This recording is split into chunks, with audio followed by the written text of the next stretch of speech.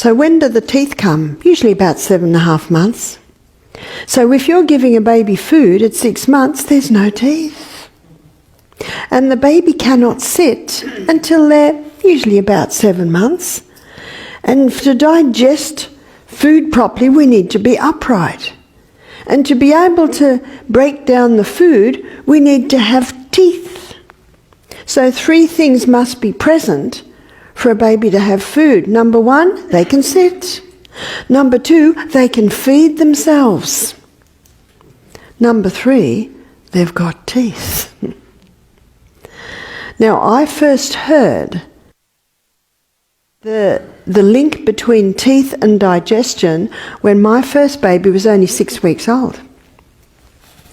I became friendly with a male nurse. He was about 35, I'm 23, and he was in charge of the malabsorption syndrome ward at Camperdown Children's Hospital. He said, this ward is full of babies who've been fed starch too early.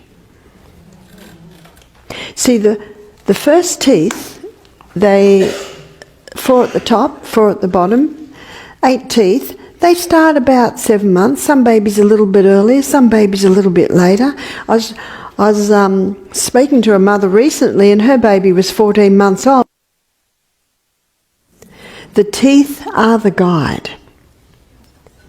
So when a baby can sit and when a baby can put things in their mouth, it doesn't mean they're ready to eat. It's the teeth. So the next teeth that come are the molars. And when the molars come, they're the grinders. And what do we grind? Grain. And when the grinders are through, then the enzyme called ptyalin. Ptyalin is the salivary amylase. And ptyalin is the enzyme as a salivary amylase that breaks down starch. So levels of ptyalin in the mouth are minimal until the molars are through. And what are mothers told at 6 months of age? They're told to give their babies rice cereal. What's rice cereal? Pure starch. But the baby has no ability to break that starch down. And the mothers are told, if you start giving your baby rice cereal of an evening from 6 months, the baby will sleep through the night. You've heard that? The poor baby's knocked out. There's this big lump in their stomach that they can't digest. And what starts to happen too is allergies can arise. And the 2 most common allergies would be eczema, asthma, bronchial problems.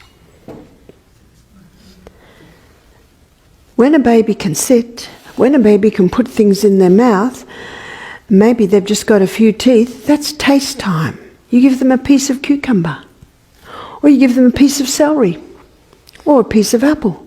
And you're sitting at the meal table and you give them the piece of cucumber.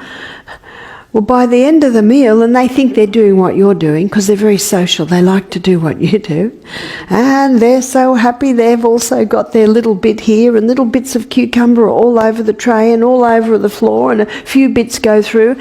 Doesn't matter, because what's their main food? Milk. It's milk. This is just taste time.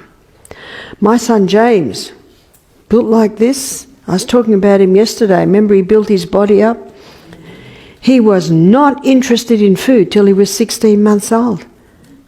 So here he is, running around like 16 months old do, hadn't eaten any food. It didn't bother me, because remember the discussion that I'd had with the male nurse when he said to me, my ward, I'm in charge of the malabsorption syndrome ward, full of babies that were given starch too early. It's not until the molars are through that the salivary amylase ptyalin is released, and then to break down starch. So I didn't give any of my babies any starch. So what's starch? That's bread, biscuits, cookies, cereals, pastas. They shouldn't have any until the molars are through.